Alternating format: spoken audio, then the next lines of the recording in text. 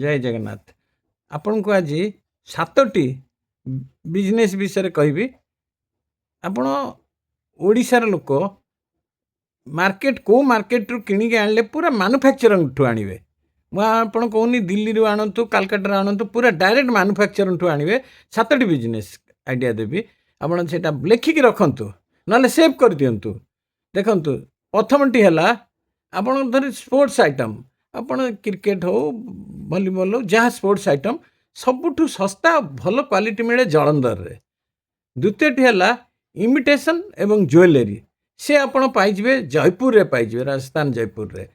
ତୃତୀୟଟି ହେଲା ଆପଣଙ୍କର ପ୍ରିମିୟମ୍ ଯେଉଁ ଇଣ୍ଟେସ୍ ଷ୍ଟିଲ୍ ଯେଉଁଟା କହୁଛନ୍ତି ବାସନକୁସନ ହଉ ପ୍ରିମିୟମ୍‌ର ଏବଂ ବ୍ରାସ୍‌ର ଆଇଟମ୍ ସବୁ ସେ ପାଇଯିବେ ମୁରାଦାବାଦରେ।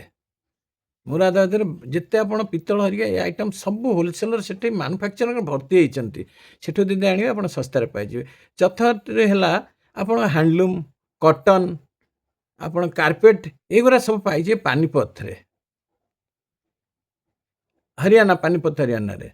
ପଞ୍ଚମଟି ହେଲା ଆପଣଙ୍କର ଯେଉଁ ଲେଦର୍‌ର ସ୍ଲିପର୍ ହଉ, ଚପଲ ହଉ ଏଗୁଡ଼ା ଆପଣ ପାଇଯିବେ କୋଲ୍ହାପୁରରେ। ଷଷ୍ଠଟି ହେଲା ଆପଣଙ୍କର ଯେଉଁ କୋକାନଟ୍‌ର ହୋମ୍ ଡେକର୍ ଆଇଟମ୍। ସବୁ ବହୁତ home decker item, mainly coconut ଉପରେ ହୋମ୍ ଡେକର୍ ଆଇଟମ୍ ପାଇଯିବେ ପାଞ୍ଜି, ଯେଉଁଟାକି ଗୋଆ ପାଖରେ ଅବସ୍ଥିତ। ଆଉ ସପ୍ତମଟି ହେଲା ଲେଦର୍ ବ୍ୟାଗ୍ ହଉ, ପର୍ସ ହଉ ଏଗୁଡ଼ା ଆପଣ ପାଇଯିବେ କାନପୁରରେ ପାଇଯିବେ। ତେଣୁ ଏଇଭଳିଆ ସବୁ ନୂଆ ନୂଆ କେଉଁଠି ଆମେ ମାନୁଫ୍ୟାକ୍ଚରର୍‌ଠୁ ଆଣିକି ବିଜନେସ୍ କରିବୁ ଅଧିକା ଲାଭ ପାଇବୁ। ଆପଣ ମୋତେ ଲାଇକ୍ କରନ୍ତୁ, ଫଲୋ କରନ୍ତୁ ଏବଂ କମେଣ୍ଟରେ ପଚାରନ୍ତୁ। ମୁଁ ଆପଣଙ୍କୁ ସବୁ ରିପ୍ଲାଏ ଦେଇଦେବି।